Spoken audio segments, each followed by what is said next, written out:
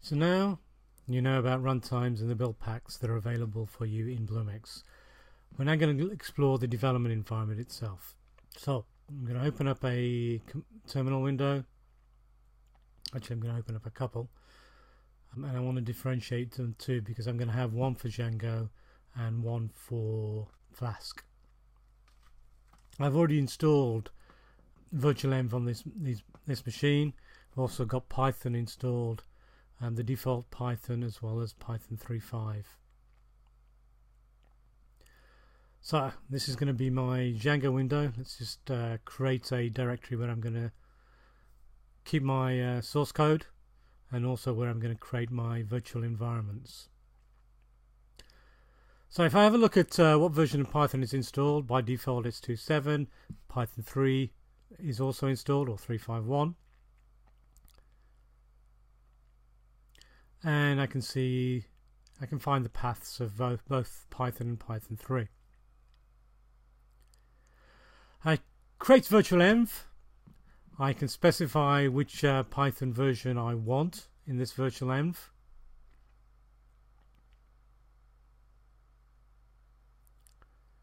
And I specify 3.5.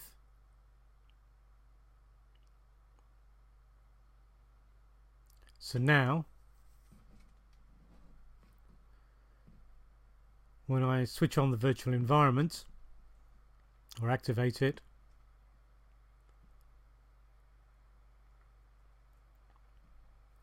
I see that the default version of Python I have is 3.5.1 in this environment. Let's do the same for our Flask environment.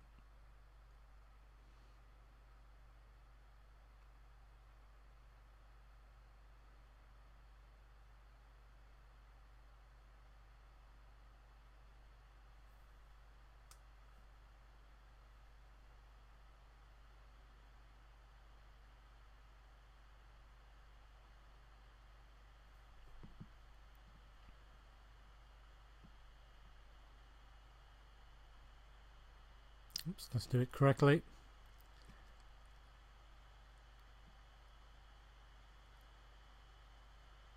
Virtualenv.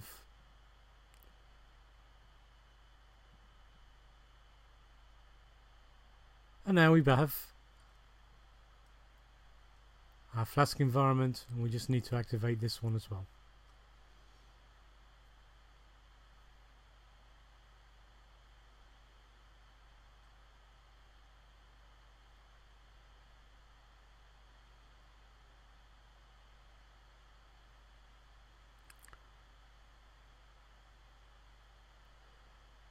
So let's go to a browser, and we're going to grab hold of our source code, which is fortunately held up in GitHub, so you don't actually have to type everything in. You should be able to copy and paste. I will show you how some of the code is created, initialized, but you won't have to do that. So if you go into GitHub, look for Watson Developer Cloud, which is the home of all the Watson Developer Cloud samples as well as the SDKs, and here you can see a varying set of SDKs which are wrappers around the REST APIs that form the Watson Developer Cloud themselves. And most importantly for us, there is a Python SDK. If I search for Python in this repository, I'll find Python Primer companion code, which is the source code that you're going to be using. We're still based on the first part, in this case episode 1, where we're just creating the application shell. We won't be adding in language identification. That will come into the next part.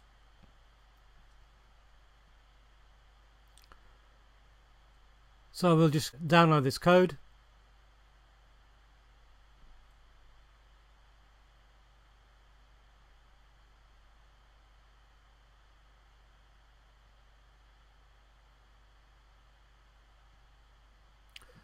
We grab the zip file,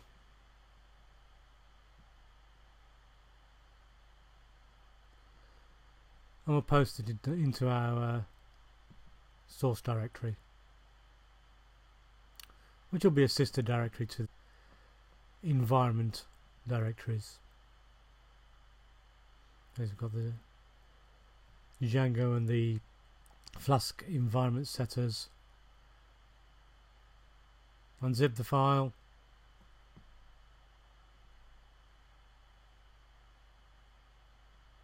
And just rename it so that it's actually convenient to find and get into.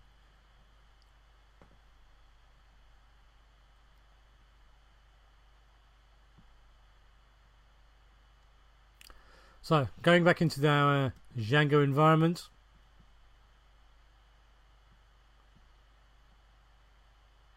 go into this source code that we just downloaded. We'll get rid of the zip file using the correct syntax.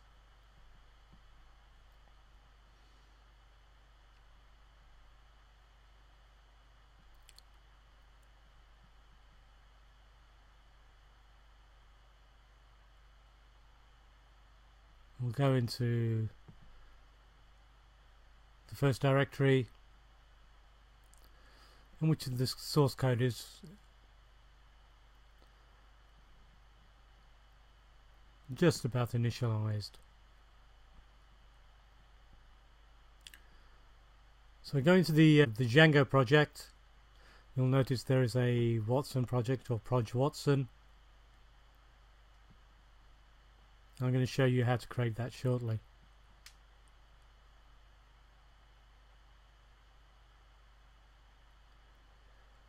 We open up our editor. Here I'm using Atom.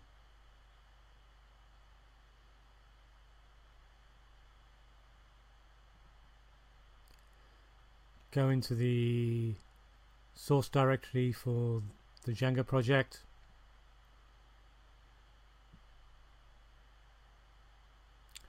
Let's have a look at the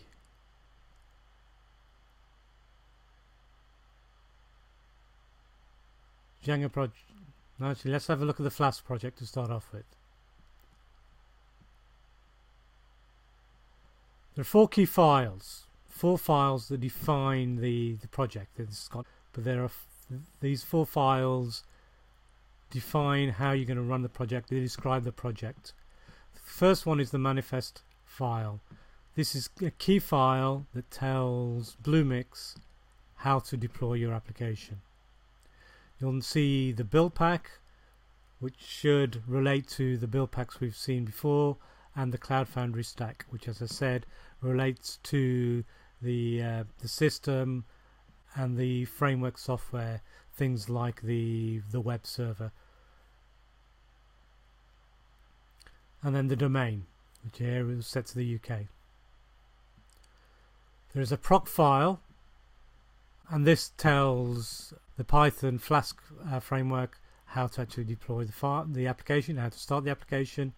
The requirements text file is a Python requirements file. It tells Python, the Python runtime, which prereqs to pull in, and I really only defined Flask and Watson Developer Cloud.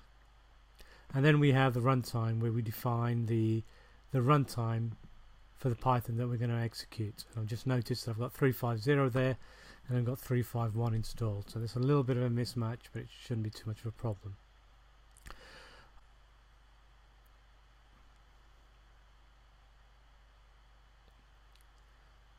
We'll go into our Flask terminal.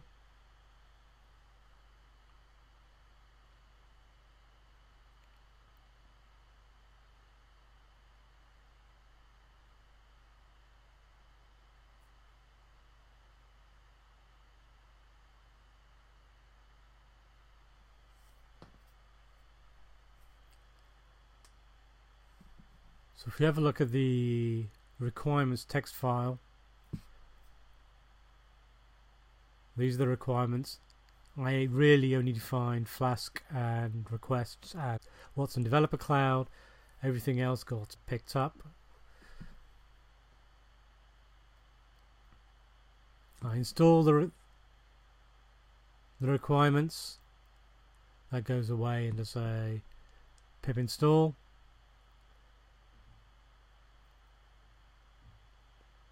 Let's do the same for the Django environment.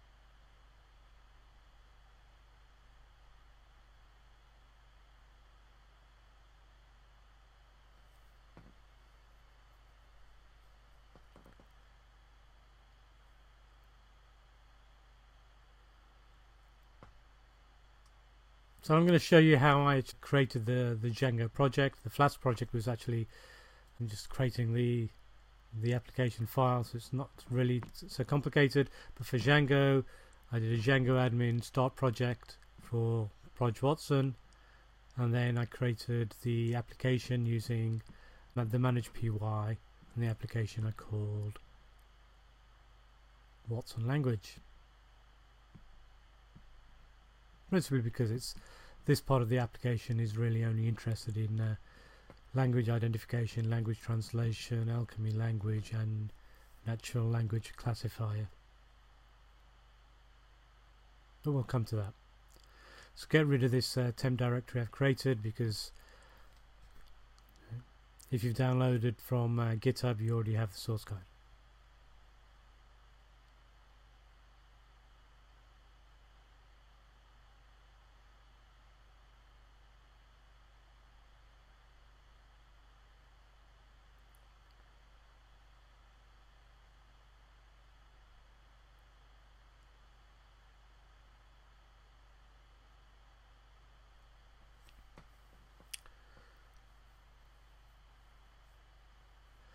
Let's look at the 4 key files for the Django project.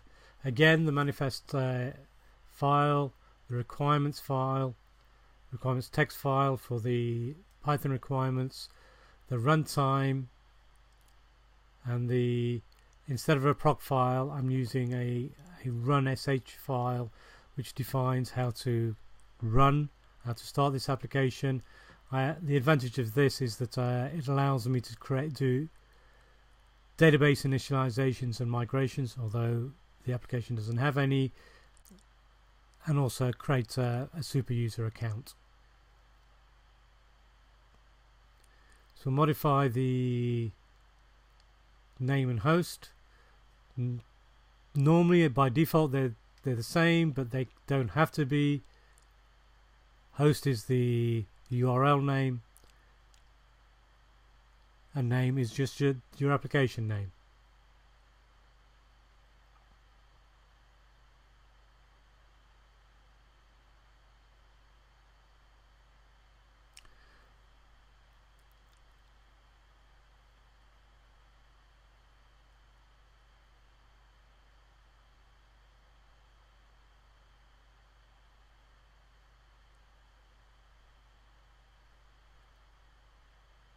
Let's do the same for the Flask.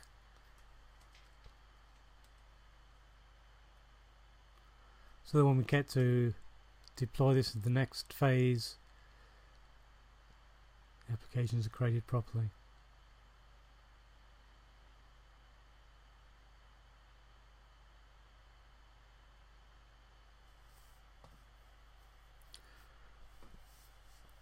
Default the version of Watson Developer Cloud that has been installed in the GitHub repository is out of date, so we're just going to upgrade it to the latest version, which you'll do to be able to get hold of all the service updates. So the file was at 06, and the latest one as of recording is 018. So we should be able to get fixes, bug fixes, new services, new methods in existing services, and so on. So we'll recreate our requirements text file. Let's just check that it's been updated,